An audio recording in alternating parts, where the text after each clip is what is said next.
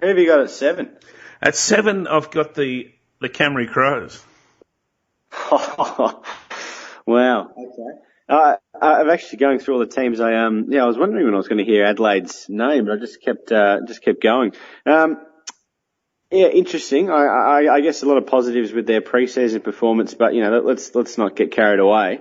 There's still a lot of work to do there. There's a lot of run. They're fit. They're hungry, but new regime with the captain Van Berlo. But I just want to see them come round 1, and if they come out and beat a few teams and they start winning, dominating at home, I'll start talking about them as a top 8 prospect. But at the moment, I'll definitely have them outside the 8 rankings in that sense. I'm very high on Adelaide at the moment, and I think I don't have the figures in front of me, but I'm sure if you looked at the ladder from the second half of last year, Adelaide would be well inside the top 8 for the second half of the season in 2010. And for me, Adelaide had a horrible year last year. They lost their first 6 games, which there's no excuse for that. You lose your first 6 games, you're a bad football side. A good football side doesn't lose their first 6 games. It doesn't matter the circumstances. But I look at Adelaide and you're clinging on to the Goodmans, McLeod, Edwards, one of my favourite players of all time is the Birdman, Burton. And when these players are hovering around, they're injured, are they going to get back? Are they going to retire? The Birdman's retired. No, they're all retired, but I'm talking about the 2010 season. Oh, sorry, my bad. And the unrest that's caused, having these guys in the background, you're not sure, are they going to get fit, are they going to come back? If you're a young guy, if you're a Taylor Walker, what's my role in the side? If you're one of these guys. Bernie Vince, the likes, they got, Kurt Tippett in that sense. Yeah, I know what you're saying with the Mills, even Van Berlo. And I think this year, now that the torch has been passed, I think now that it's very clear, right, Nathan Van Berlo, you're the leader of this football club. Kurt Tippett, we need you to kick 50 or 60 goals. Patrick Dangerfield, we need you to step up and become an elite player in the AFL. Taylor Walker, we need you to kick 35, 40 goals and take 100 marks.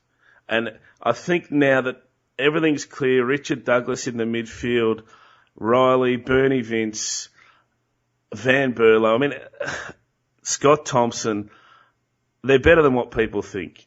And they're much better than what people think. And the way they play the congested footy, they love this cluster, this tight zone. As much as Clark gets a lot of credit for the cluster and the congestion around the ball, Adelaide pretty much were the ones that did it first this decade. And they love this sort of footy. The way the footy's going to be played this year, teams are going to be zoning off, but they're also going to be manning up, and it's going to be ugly and it's going to be congested. And Adelaide thrive on that sort of thing. And they're similar in that they're going to have to rely on Tippett, Walker, if Dangerfield goes forward, Knights, these sort of guys, Paul Pleasure. They're going to have to mark and kick goals. They're not going to be able to beat teams by kicking goals on the run, so they're going to need to mark the ball inside forward 50, which is their biggest challenge. But I just see Adelaide as a potential, if anyone's a smoky to pop up this year out of nowhere and become a force in the competition, for me it's Adelaide. And another guy who's a bit of a wild card is Sean McKernan also. If he can pop up as a second or third ruckman and a forward, a marking forward, they're strong all over the ground, Adelaide. But without being elite, without being outstanding, and I think the style of footy this year is going to suit them. So that's the reason I've got them at 7. Obviously, you'd have some criticisms of the Crows.